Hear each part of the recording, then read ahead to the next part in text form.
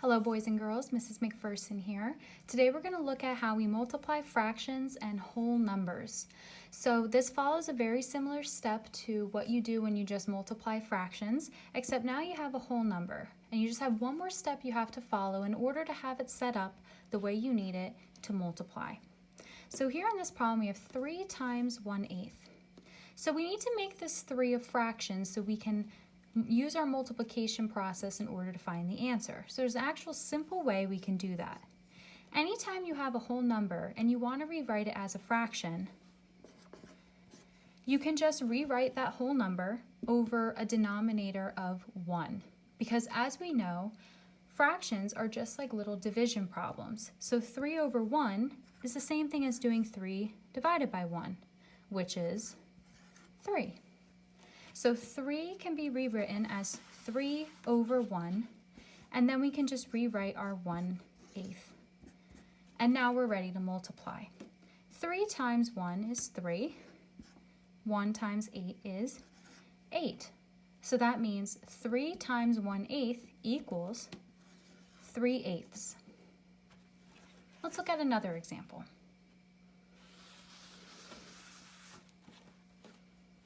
In this problem, we have 3/10 times 6. Okay?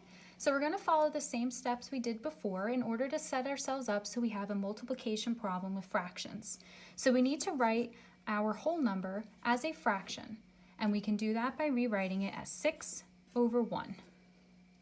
We can rewrite our 3/10, and now we're set up to solve the multiplication problem. So here we have 3 times 6 is 18. 10 times 1 is 10. I just found out that 18 over 10 is an improper fraction. And as we know, we cannot leave our answers as improper. So that means I need to convert this improper fraction into a mixed number before I'm done solving my problem. So to do that, and I'm going to write that up here, you're going to do 18 divided by 10, and we're going to make our mixed number. 10 goes into 18 one time, and you get 8 left over. So I'm going to erase this bottom part so we have some space. Okay. So if you remember, we're going to rewrite this as a mixed number. Our whole number of 1 becomes our whole number. Our quotient becomes our whole number. Our remainder will become our numerator, and we keep that same denominator of 10. So that means that 18 over 10 is equal to 1 8/10. Now you are able to simplify 8/10 so we can have an even more simplified fraction. 8 and 10 are both even numbers, so we can divide 2 out of both the top and the bottom. So you would get 4/5. So your final answer would be 1 4/5. 3/10 times 6 is 1 4/5. Okay, let's look at another example. This time grab a piece of paper and let's do this one together.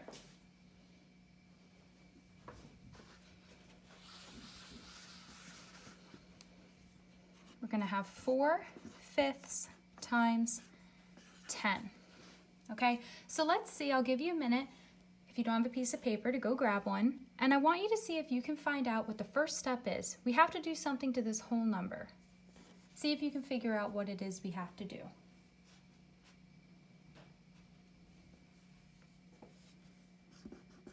For the 10, we need to rewrite it as a fraction. And as we know, we can rewrite whole numbers as a fraction with the number over a denominator of 1. Okay, so my new problem is 4/5 times 10 over 1, and I'll solve. 4 times 10 is 40. 5 times 1 is 5. I have an improper fraction as my answer, so I need to convert this to a mixed number. Okay, set up your division problem and see if you can find out what 40/5 would be as a mixed number. I'll give everyone a minute to solve that.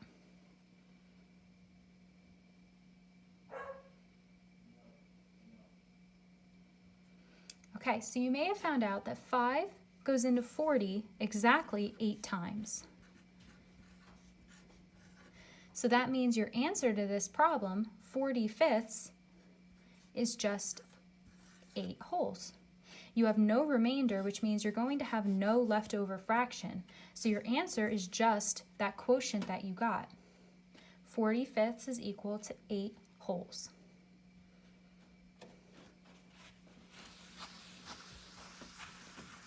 Let's do another example. 6 times 4/9.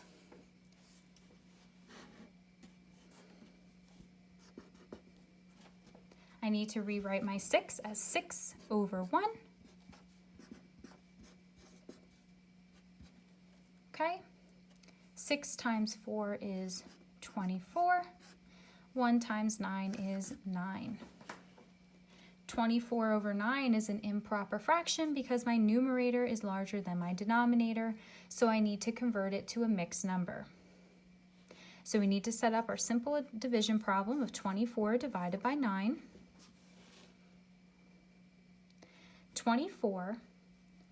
9 can go into 24 2 times, which is 18.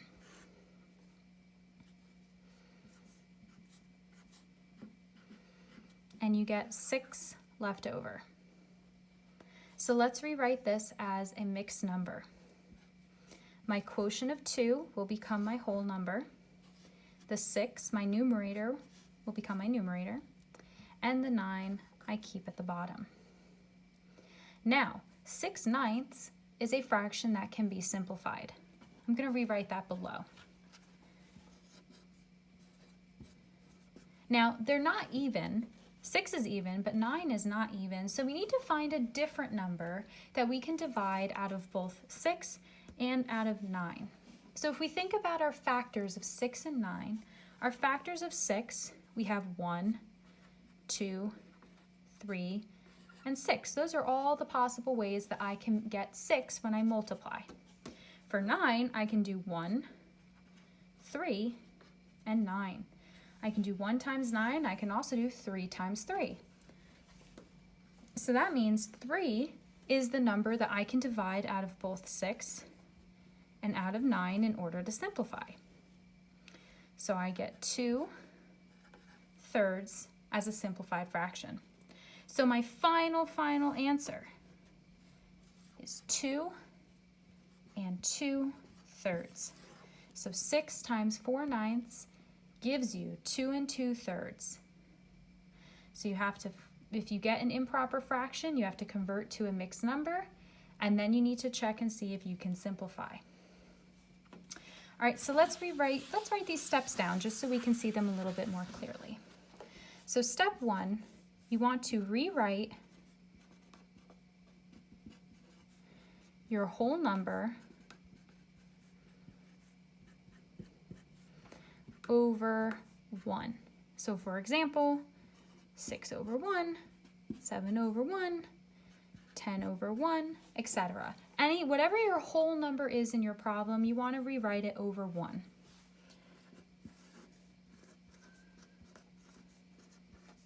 Next, you're going to solve using multiplication. Okay, so you just follow that process of multiplying the numerators, multiplying the denominators. Okay.